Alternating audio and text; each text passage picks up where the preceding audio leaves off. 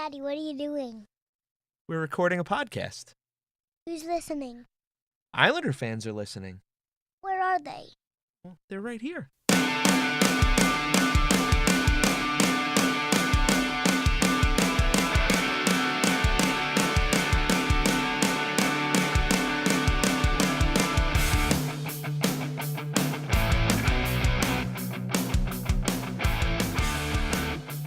Welcome to the Isles Faithful Podcast with your host, Michael Hirshon.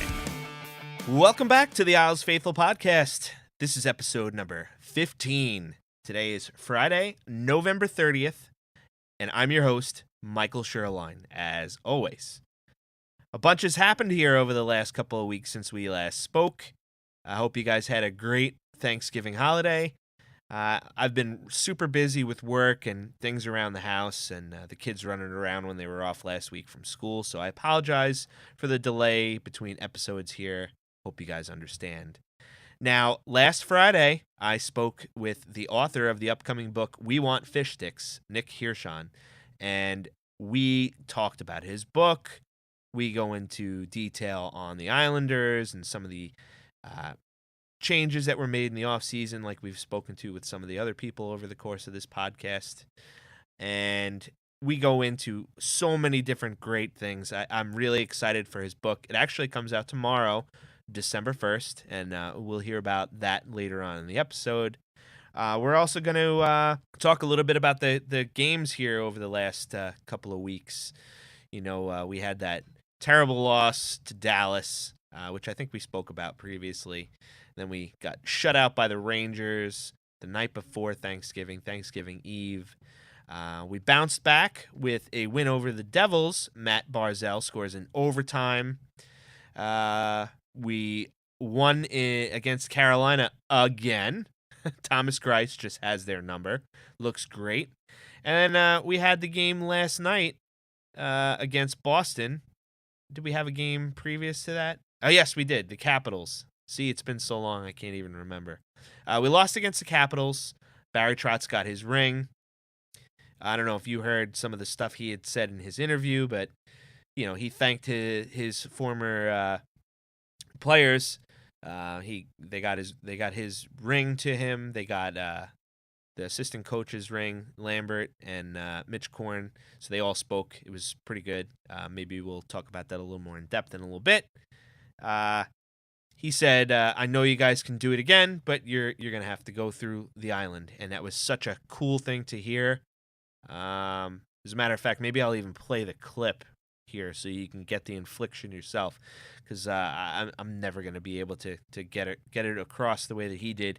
But it was just great to hear a coach speak like that with such pride and know that he's our coach now, and he wants to do the same things here on the island. So that's good. But they played really terrible against the Rangers. I don't even know if we're going to bother going into it, but, you know, over the course of the last couple of games, power play has been absolutely atrocious, which we've spoken about. I would love to see the Islanders incorporate a power play like the Bruins did last night.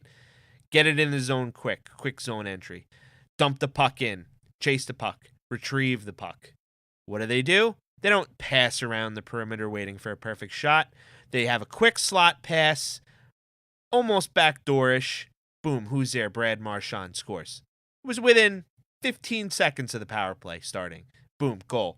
That's why they're the number 2 rated power play in the entire league, based on puck movement alone, I would say. Now, the Islanders, they have some good looks from time to time. They do. But you know what? It's not about perfection. Hockey is an imperfect sport. Sometimes you score goals in the strangest ways. You can't diagram every single play. Things just happen naturally. Things happen as the game progresses. Sometimes you just dump the puck in, it catches a stanchion. The goalie thinks it's going to come to the left. Oh, it came out to the right. Now it's in the net. You can't plan for stuff like that. So what are you going to do? You need quick puck movement. I don't know if it's a matter of them not playing a diamond or whether it's a box and they're too far apart. You know, I haven't really sat and looked at replays that closely to sit and break down the breakdowns. I mean, they haven't, and I can't even really call it breakdowns because we're not allowing shorthanded goals. They're just not scoring. So you obviously know what I mean there. But shots from the point aren't getting through. They're being blocked. They're being deflected. They're being knocked out of play. They'll have great possession the whole entire 2 minutes sometimes, but they just pass around the perimeter. Teams are going to just love for them to pass around the perimeter the whole 2 minutes. Go ahead, kill the penalty yourself. It's fine, guys. It's fine. So get those shots on net. Get the guy moving. Get the guys down low moving. Rotate.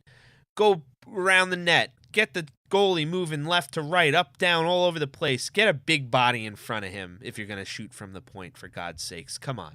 Now, I'm not even going to blame Barry Trotz on this because he's just a great coach. We have to point to some of the guys maybe in the background, and I'm not even looking at Lane Lambert.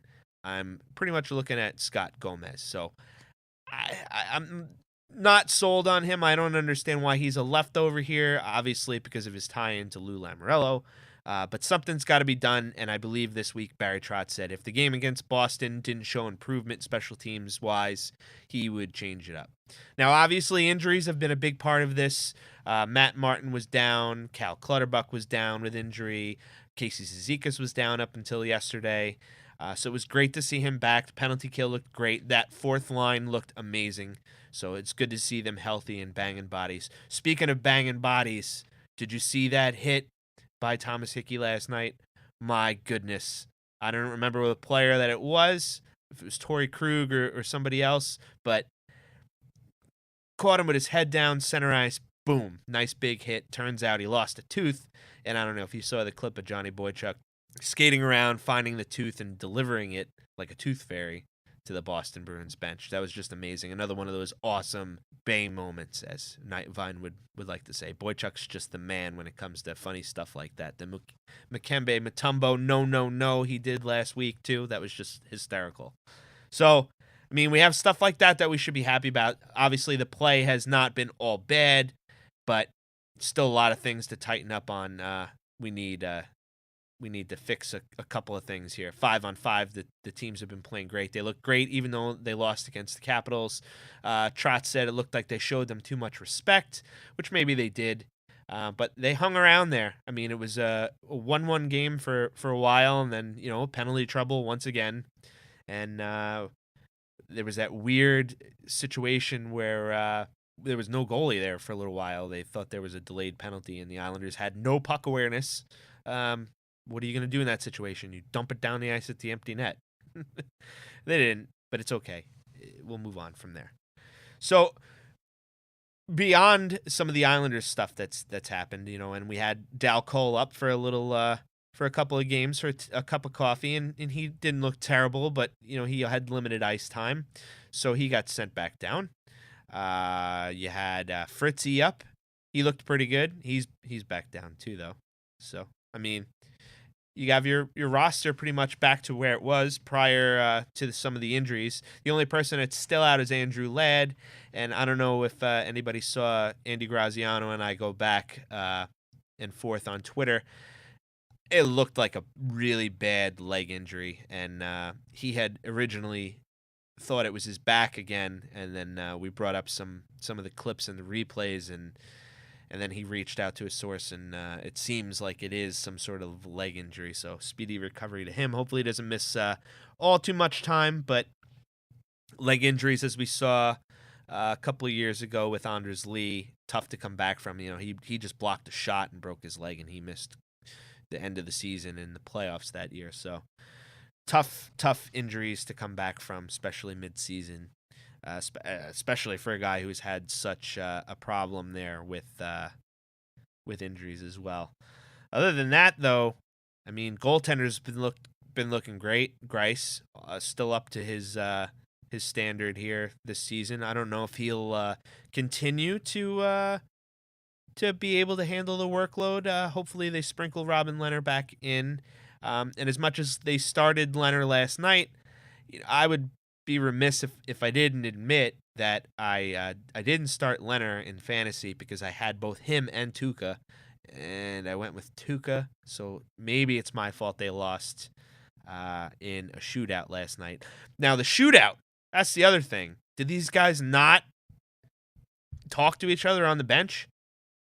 I had said on Reddit earlier today, because I'm a nerd and I read all sorts of things. I said it was like the scene from Knocked Up when Jason Segel's doing the dice thing too much. That was basically the Islanders in the shootout last night. They were doing the dice thing too much. Pretty much all 5 attempts were the same exact move. No deviation. No change in speed. Let me drop a backhand top shelf a la Franz Nielsen, or as we should say these days, Valtteri Filppula, the weirder Franz Nielsen. So, yeah, I don't know.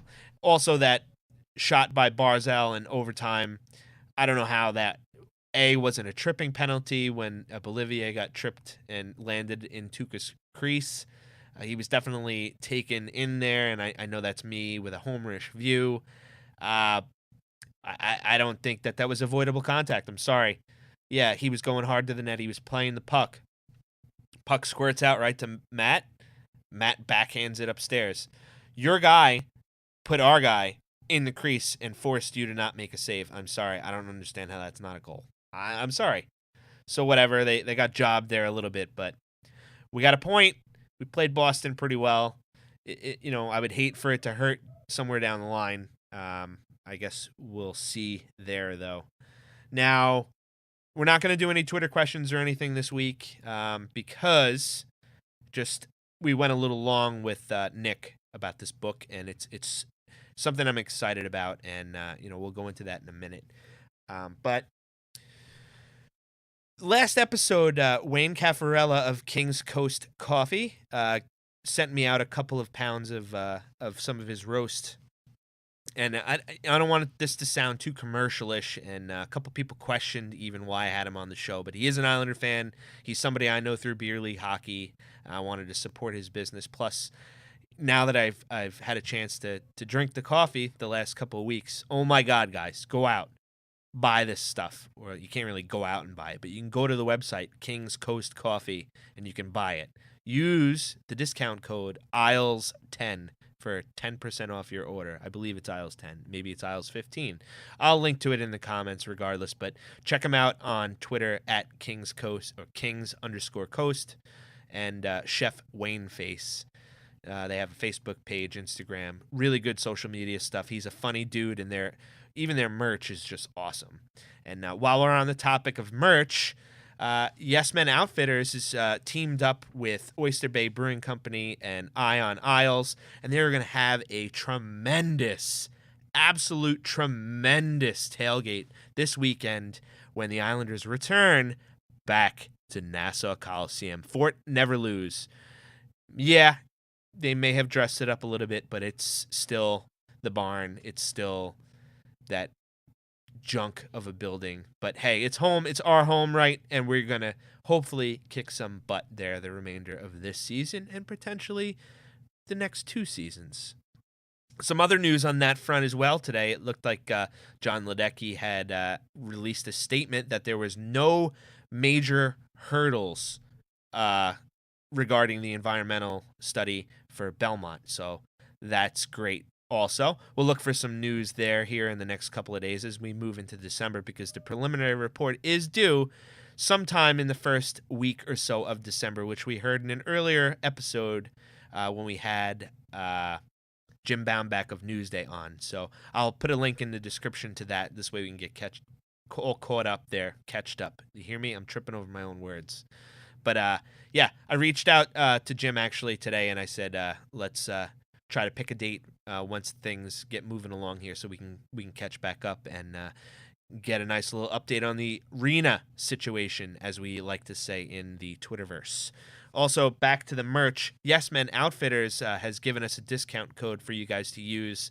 He's got some great shirts, obviously, and sweatshirts and hats and all sorts of cool things, beer koozies and cups and mugs and all that stuff. I'm going to actually be placing a pretty large Christmas order for myself. I got to stuff my own stocking. And he gave us a code to use. Use Faithful10 for 10% off your order. So if you want to get some Christmas gifts for that Islander fan, do it. Devin has been really nice here to us on the podcast and has been doing some great stuff with some of the other podcast guys and the Big Isles groups going down to D.C. and Philly and Charlotte and Florida. And the dude just travels all over the place. I don't know how he does it, plus maintains his awesome business. But that's enough commercial stuff here. I don't want to get you guys too annoyed to the point where you're already clicked off. But if you did, hey, I'm sorry. Maybe you'll come back. But let's hear from Nick, and we'll talk a little bit after that. All right, welcome back to the Isles Faithful podcast.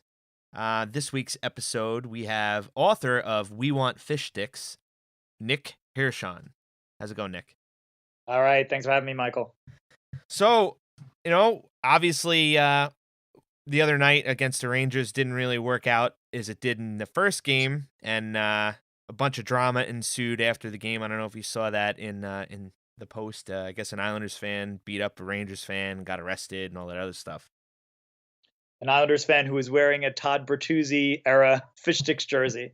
So yes, I did see that story. So you obviously know why I decided to bring that up, because it's a good tie-in. Yep. Yeah, I've got very familiar with Todd Bertuzzi's work as an Islander during the research for this book, so I thought that was interesting. All right. Speaking about the book, We Want Fish Sticks. Why don't you tell me a little bit about yourself? What do you do for a living? I understand, you're a professor, and tell me how you decided you wanted to write this book. Well, I grew up as an Islanders fan. I came to the team a little bit late in my life when I was a teenager, and really started rooting for the team strong in 1999, even though they were a last place team at that time. And if you remember, it was the days of Mats Lindgren and Tim Connolly and Felix Potvin and Marius Cherkasky and Kenny Janssen, all those guys. Later on, I became a newspaper reporter. So I worked for the New York Daily News for 6 years, 2006, 2011. And then freelanced a little bit for the New York Times and the Wall Street Journal. I eventually decided to go the academic route because I wanted to teach. So I went to Ohio University to get my PhD in mass communication from 2013 to 2016. And it was during my time in the doctoral program there that I had to develop a dissertation, your final manuscript that becomes kind of the living document vouching for your expertise in whatever area it is that you're going to claim to be an expert in. And I decided that I wanted to try to work in the story of the Fisherman logo. I didn't really know much about it since I became a fan a little bit after their time wearing it. But I thought this is kind of a curious story. A lot of the people who live this story are still alive today, so I could interview them. A lot of the archival research could be done looking at Newsday, the Daily News, all those sorts of papers that were out there. It was just a really fun story to tell. And to spend a few years, I had to do this big document, this big research project anyway. Why not make it something that was really fun and dear to my heart?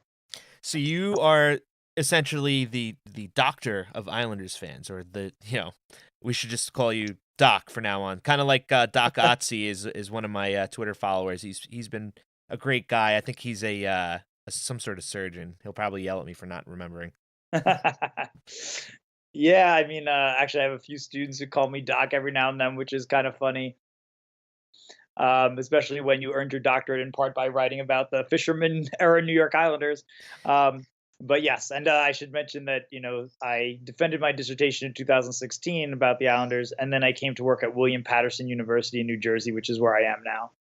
Awesome. It's kind of funny. Everybody takes some sort of passion in life and tries to tie it into their professional life. And when you get a mixture of everything, it sounds like you've kind of landed like a dream gig, because you got into doing what you wanted to do. You wrote like many of us do. And now, basically your career started based on the New York Islanders, which is great. Yeah, I figure if you're going to have to do all of this hard work and research, why not make it something that you really love? And people warn you from time to time, don't do that. Don't mix work and pleasure in that way. You'll start to hate the Islanders. You won't want to talk about them ever again because you're doing so much research on them. But I've never had that problem. I've still, to this day, love talking about the Fisherman logo and all these stories that are in that book. I just think it's a really colorful period and underreported period that we don't know that much about, and kind of gets a bad rep without people really exploring it in depth. So yeah, I'm totally on board with researching the Islanders every opportunity that I get. This is just one of many projects that I've done involving the Islanders. I wrote a book in 2010 about the history of Nassau Coliseum. So it included not only the Islanders, but just all the concerts and Billy Joel and Elvis Presley and political speeches by Nixon and Ford there, and all the other teams that played at the Coliseum, like the Nets and the New York Arrows soccer team, the New York Sets tennis team. But then I've also done a few academic journal articles in the last few years about the reputation of Nassau Coliseum, especially in the 1990s as the sports radio hosts on WFAN were talking very negatively about the building, calling it a white elephant, as Mike Francesa did, or Nassau Mausoleum, as Steve Summers famously did. So I've been interested in the history of this building and of this franchise for a long time. It's funny that pretty much everything negative, by and large, for outside of what we can make fun of them ourselves for being fans. But a lot of the weird history about the New York Islanders, like the mausoleum and fish sticks and everything else, are rivals, across town rivals in the New York Rangers, and their fans kind of, named us and chided us as the little bastard stepchild. And, why don't we go into some of that, how fish sticks and the Gordon Fisherman similarities between the jersey kind of parlayed into what we see today. And now a little background, I don't completely hate the jersey. The colors maybe were strange in that there was teal and we were always like a royal or a navy blue, but the design, the overall design, because I'm 99% sure, if my recollection is correct, that the Seattle Mariners, the company that designed their logo, also designed the Fisherman logo. I believe that's correct. SME Sean Michael Edwards is the name of the branding firm that created the Fisherman logo, and it had created lots of popular logos of the time, including the Toronto Raptors, the Florida Panthers, and has since gone on to create logos in pretty much every major sport that you can imagine, logos for the Mets and the World Series and on and on. So they are a very well-respected branding firm, and honestly, this is probably one of the few failures in their record. And I really don't even think it's on them so much as it is on the Islanders for picking one of the many, many logos that SME presented them with, picking one that probably was not among the stronger ones for whatever reason. And it's weird also in that the history of Long Island and fishing in our communities is so prevalent. Like even where I live, because I'm all the way out on the east end of Long Island, I have family who are baymen and commercial fishermen. So there are ties to so many different families, especially native Long Islanders, where this resonates with.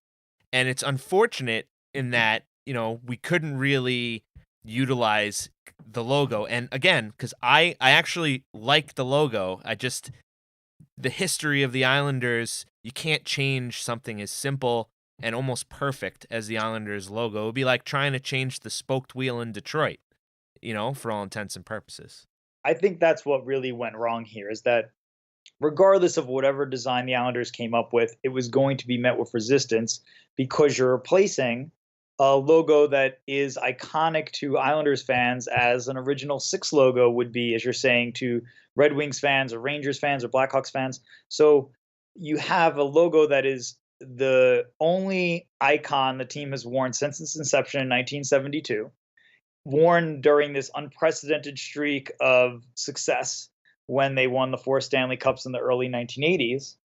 And even though they had some down years in the early 90s, fans mostly associated that logo with all of the great players whose names are in the rafters and with all of their own personal memories of going to games with their families, with, other fans who just really came to respect and love that team. So replacing that logo wholesale, and that's what they did with the Fisherman logo. Remember, it's not like the Fisherman logo was a third jersey only worn in 15 or 20 games in a season. They said sayonara completely to this only logo the team had ever known, and we're going to replace it with an icon that then was very easy to make fun of because they hadn't really done any focus groups, any sort of testing that would have turned up. This looks so much like the Gorton's Fisherman that could be a point of contention. People are going to mock it right away. And to your point about the Rangers fans, as in any rivalry with other fan bases, they're going to be looking for any small opportunity they can to tweak you, as they should be. Islanders fans do it to Rangers fans too. There used to be the 1940 chants and so many other things. So this just gave fans on opposing from opposing teams a greater opportunity to rib the Islanders.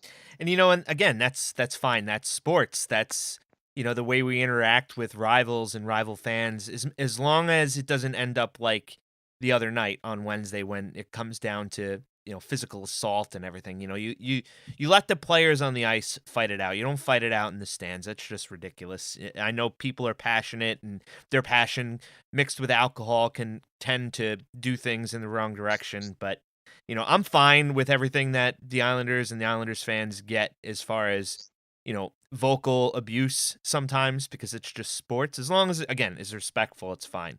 So now, in your process of writing the book and your interviews, take us through maybe one or two of your favorite stories that you come across with either a former player. I understand, was it Eric Fichaud contributed to the book as well? That's right. Eric Fichaud, who was a goalie on those teams, wrote the foreword to the book. I also interviewed him, but he wrote a great foreword about his time starting with the Islanders. He has some good stories in there about the day he was called up was actually on Super Bowl Sunday in 1996, I believe. And he was trying to call the equipment manager because he was playing, I think, with the Islanders minor league affiliate in Worcester at the time. And no one was around. This was an era before cell phones, so he couldn't even reach the equipment manager to open the door to the arena where Eric had kept all of his gear. So he kind of had to just go to the arena unannounced and beg somebody, let me in, and get all his stuff and drive over to Long Island, which he did without any GPS. Again, this is, almost 25 years ago. So, there were a lot of funny stories that he was telling, but I interviewed 52 people for this book who were somehow involved in the rebranding of the Islanders, from multiple players to announcers for the team like Chris King, Howie Rose, people who were involved in the ownership groups, such as Steve Gluckstern, who ended up taking control of the team towards the end of this failed rebranding effort, the son of John Pickett, who was the owner of the team at the time, Brett Pickett, and just all these people who were working in the Islanders' executive offices, directors of game events, vice president of communication, the guy who played the Islanders' mascot, the attorney who filed the copyright form for the actual fisherman logo itself, to try to get a really complete story of what happened in this era. That's very in depth, and again, I haven't purchased the book, but I plan on it. It's one of those things that every time a book about the Islanders comes out, especially over the last 20 years, I've purchased it. They're always good reads. I'm a huge fan, and obviously I've gotten to experience a side of the Islanders like yourself that not a lot of people get to experience. So I like to hear all sides, and I'm really speaking about the book that Peter Body and what's his face wrote from Alan Hahn, yes.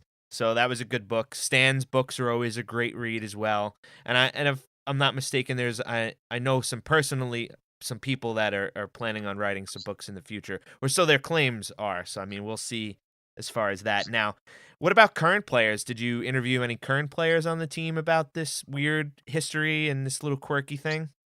Not really. I interviewed mostly the players who wore the logo between 95 and 97. So while I was doing this research, I created a spreadsheet where I went to Hockey Reference, and anybody who played at least one game for the Islanders during that period, I plugged in their name. I wrote in the number of games that they played, and I didn't just try to track them down. A lot of them are still in hockey in some way, maybe a coach of a college or a pro team. I interviewed Todd Bertuzzi. I'm sorry, not Todd Bertuzzi. Travis Green, at the time when he was in the Vancouver Canucks minor league system, and now he's become the head coach. But I was not really looking so much for the current player perspective. I included some stories in the book about what had happened in more recent years, such as in 2015 when the Islanders brought back the Fisherman logo for one game in warmups. They wore it in February of 2015. And, I have a photo in the book of Cal Clutterbuck wearing the Fisherman jersey. I'm telling some stories about John Tavares being asked questions in the locker room that day.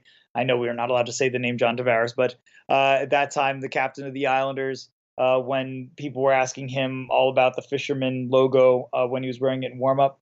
So I do try to bring it to the current day, but I really want to focus not so much on just the stray opinions that people might have about the logo, but informed experiences. People who were actually there, who've never really had a chance to tell those stories, or they've been told in all these separate areas, bring it all together to tell this one narrative of what I call the worst sports branding effort of all time. If you could pick any interview, and it sounds like you sat down with quite a few people, and I don't want you to give away any kind of huge, aspects of the book because we want people to buy it. Now, if you could pick any one interview that you sat through, which would be your favorite and why? There are a few that come to mind. I would probably have to pick Tommy Soderstrom as number one because I didn't know much about him. He was a goalie on those Islanders teams, of course, and a goalie for the Flyers. Probably best known for wearing this mask that had all of the lattice work across it. And I just didn't really know much about him as a player. And then I, watched some of the videos from that era online where he actually got into a fight with one of the goalies on the Devils. And there was all these just interesting stories about the way he acted. And talking to a few of his teammates before I interviewed Tommy, just hearing that he was a unique guy, to say the least. And then when I got a hold of him, I think I tracked him down through social media somehow. I think it may have been his LinkedIn page or something. And he immediately wrote back and said, "Yeah, let's do this interview." And I think he called me like right away. And I believe I contacted him on a holiday. It was like Columbus Day or something in the United States. And he called me like minutes later from wherever he was, which was not in the country, and just telling me all of these stories about playing under Mike Milbury, about his relationship with other players, and really being honest about that. But one of the favorite stories that I have in the book is there was a game where the Islanders were beaten pretty handily. And after the game, Milbury decided he was the coach at the time and he was so angry at them that he wanted to skate them, basically, do a bag skate and have them go out on the ice and do laps. And he would tell his coaches, "I want you to do this until the players puke." Um, and in this case, he took out a Webster's dictionary and came onto the ice. And this is also documented in Newsday at the time, so I know it's not just Tommy Soderstrom telling me this great, colorful story. And he told the players, "I'm going to read a word from the dictionary that you need to learn, and then you're going to do a lap each time." So he'd read a word like attitude or heart and say, "You guys don't have any heart. Now skate the length of Nassau Coliseum." And then they kept doing it and doing it until they're completely exhausted, of course. And Soderstrom told me that after this happens, he goes into the locker room and he said, when he was on the dictionary looking up A, I thought he was going to say asshole, like Mike Milbury, your coach is an asshole. And I just thought that was kind of a funny story about these guys making the most or trying to make light of what was clearly a bad time for them. The team was losing. Their coach was running them really hard. And there are tons of stories in the book about Mike Milbury as the coach and the general manager of the team. And that's been well documented in Islanders history, some of the bizarre moves that he made. But yeah, I'd have to say Soderstrom was one of the best. Rich Pilon was a great interview too. There's Eric Fichaud, again, very honest. Dean Chenough, who later became a coach for the Islanders, gave some really great inside information about fights that Milbury got in with players. So there's lots of that sort of stuff. And then again, people who weren't players on the team, but just the stories we are less used to hearing are names that would be less familiar to Islanders fans. But the people working in the executive offices who were really making these sorts of decisions and who saw so much. So they can tell us in some cases more than the players. They know more than the players because players weren't involved in creating the fisherman logo, unveiling these jerseys, but these guys were. I'm never surprised at some of the weird, quirky stories that I hear about Mike Milbury. A couple of weeks back, I sat down with Mark Parrish and we had a good long chat about, past, present, and future. And some of the things he brought up about Milbury were just priceless. So, including even the trade that brought him to the island, in general, because look what went back the other way. So right, they lost Roberto Luongo in that deal, right? And I think that with Milbury, it's interesting because there are times in this period, first of all, when he was hired, the Islanders are, looking for a new coach. They had fired Lorne Henning, who was one of the players on the dynasty teams, of course. And they, have come off of this run with Al Arbor as their coach for so long. And they're trying to make a little bit of a splash when they unveil the Fisherman logo in the summer of 1995. So they're interviewing a bunch of different candidates, including Barry Melrose, who we know is the ESPN analyst, and Milbury. And Newsday and the New York Times are pushing the Islanders. You have to hire Mike Milbury. You're going to be a joke if you don't hire him. He is the most attractive candidate on the market. He had led the Boston Bruins to the conference and Stanley Cup final. He is just I guess, a well-respected former player from being on the Bruins for so many years, especially in some of those bruising series that they played versus the Islanders in the 70s and 80s. And they hire him, and it seems to be a public relations coup at the time. And then it turns out that he's probably not the best choice to run this particular mix of players. He didn't have the talent that he had when he was coaching in Boston, and he had Cam Neely and Ray Bourque and those kinds of players. You're now looking at a bunch of raw rookies and aging veterans. So they needed a different kind of a coach, and they also just needed more talent on the roster. But I think Milbury very quickly got frustrated with the lack of talent. That exposed a lot of flaws in his own coaching philosophy. And later he becomes, startlingly, the general manager at the same time that he's the coach. So Don Maloney is fired as the general manager of the team. And Milbury, even though he's led the team to such a record that it got the general manager fired, he's named both roles, really just, I think, because the Islanders were trying to save money. And Milbury agreed to be coach and general manager without taking a bump in his salary. And then, of course, there's all of the trades, and he gets into contract disputes with Travis Green and Ziggy Palffy.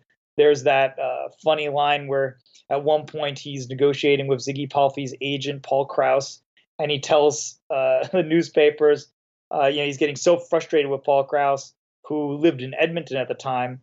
And he says it's a shame that Paul Krause lives in Edmonton, in a big city. He's depriving some small village of a pretty good idiot. I remember that quote.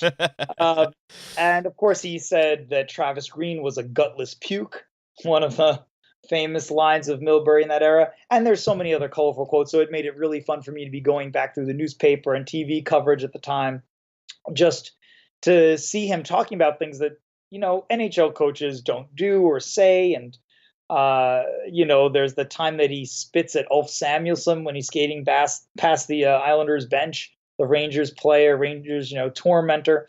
And then he denies that he spit at him. Then years later said, of course I spit at him.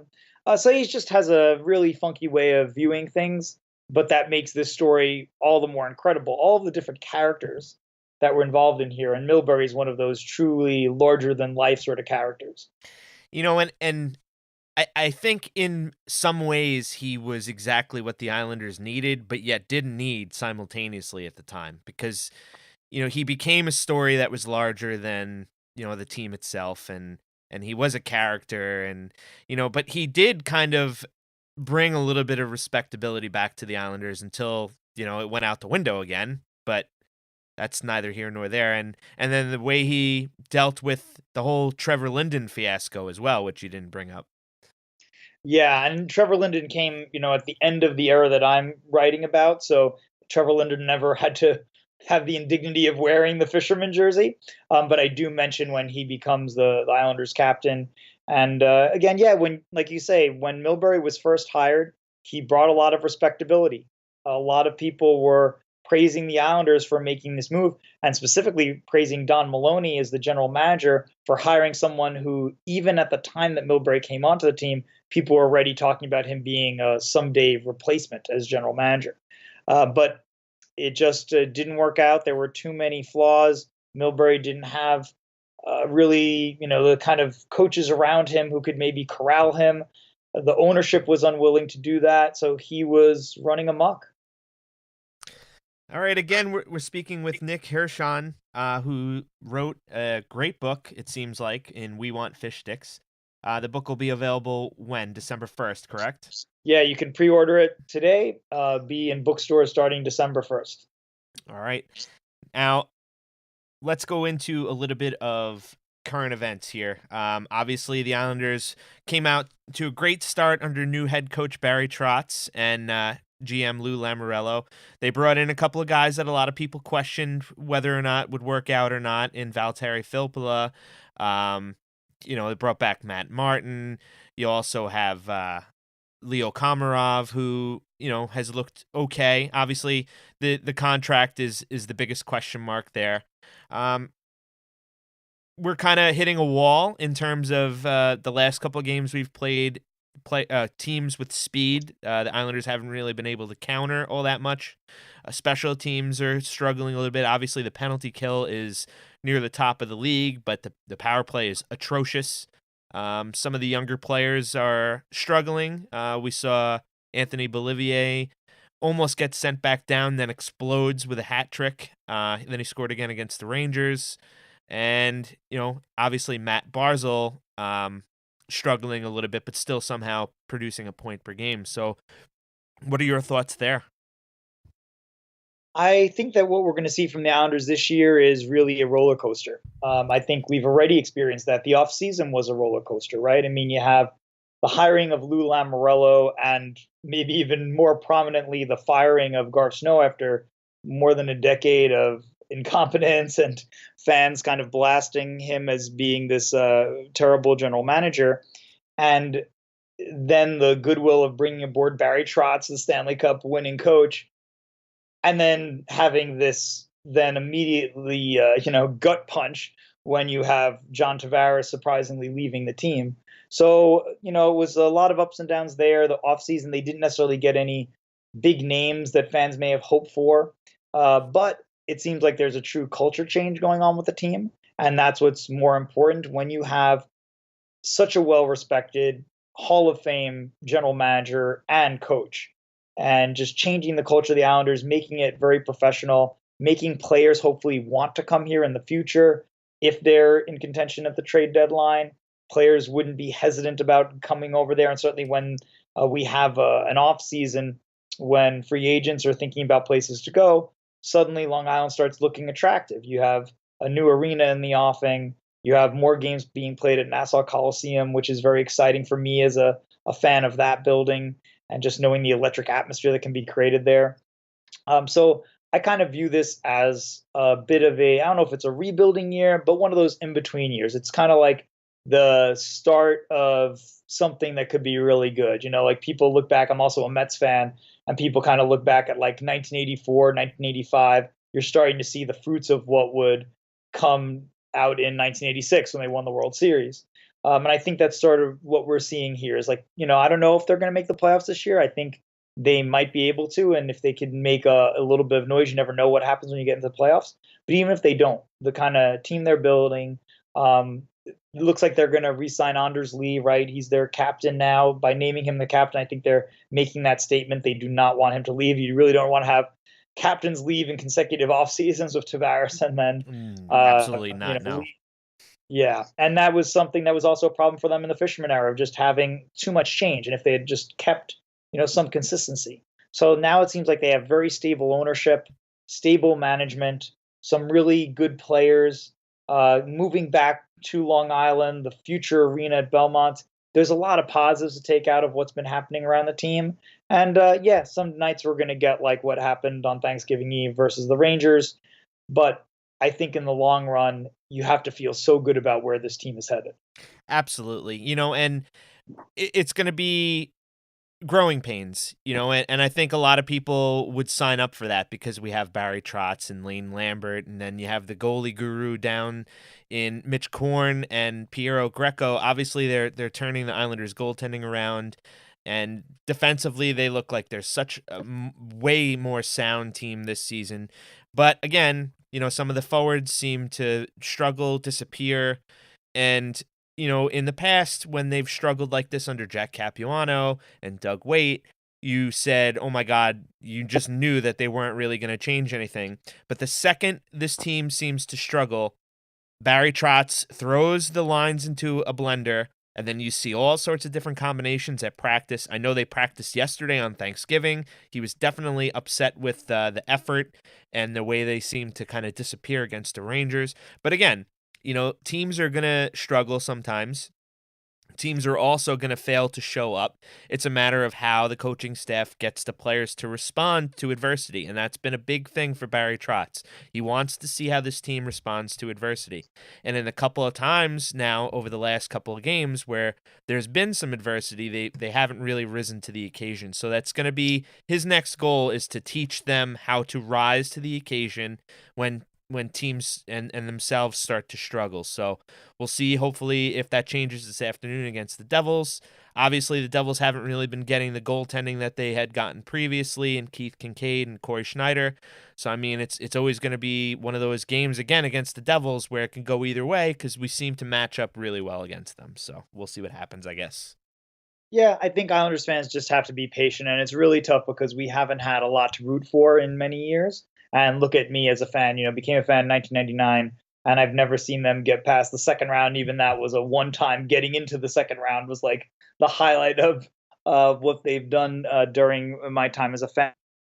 But you can just see the making of good things on the horizon. There's starting to be that stability that any franchise needs to be successful. And I do think that there'll still be a lot of really fun games this season left. I mean, I'm excited. I have that Rock the Island plans. I'll be going to 13 games at the Coliseum, including the December 1st game, their first game back, the day that my book comes out. So I just think it's going to be a lot of positives, a lot of those building blocks. Seeing Barzal and Lee and Bailey and some of these guys coming up is going to be pretty fun for the rest of the season.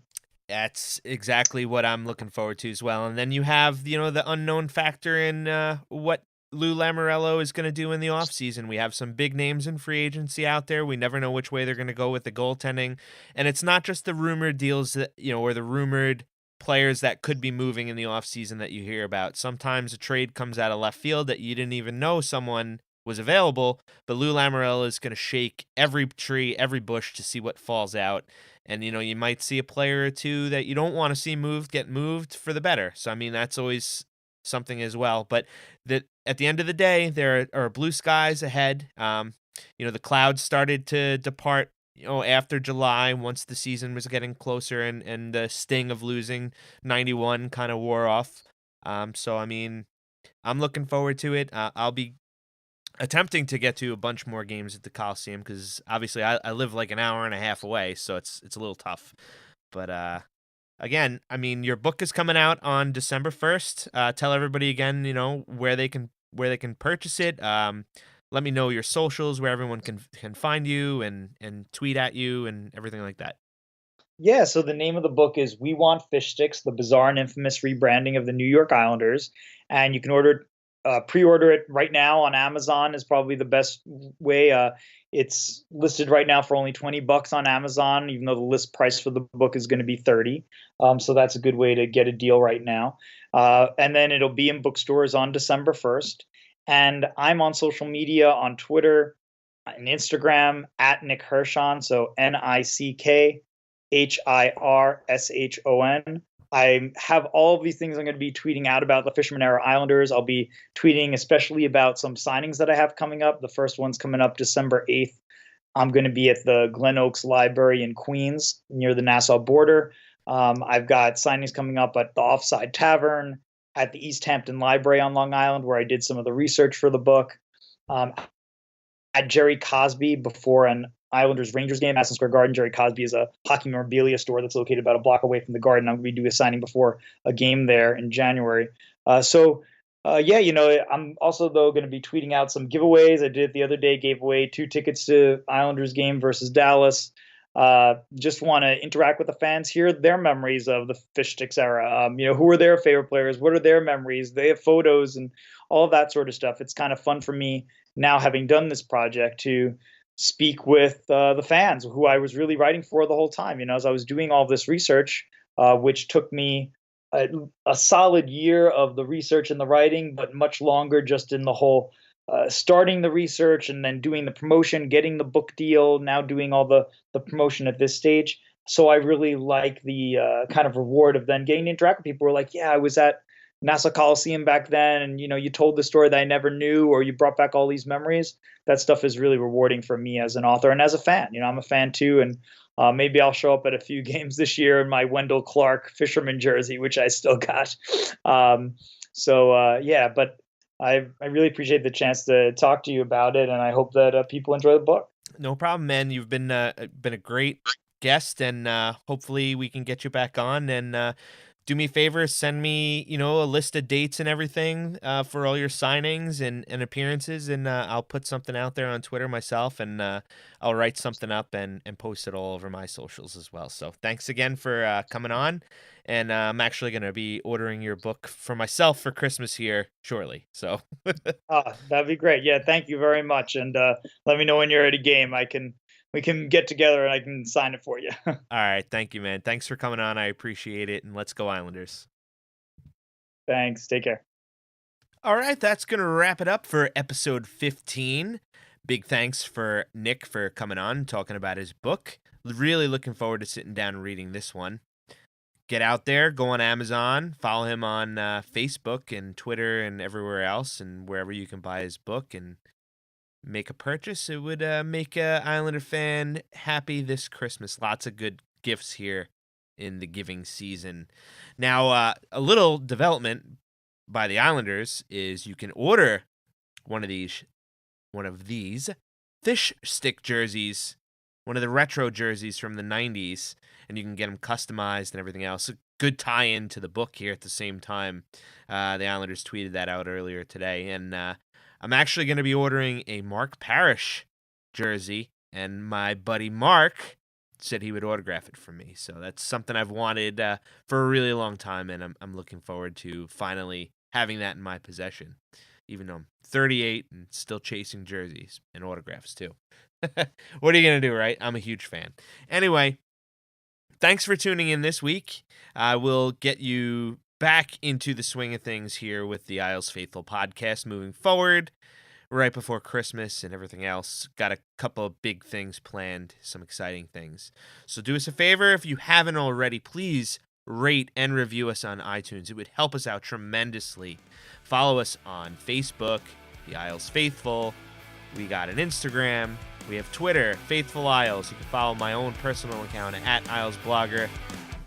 We will see you next time after the Coliseum game tomorrow. Hopefully it'll be a win against Columbus. Let's go Islanders!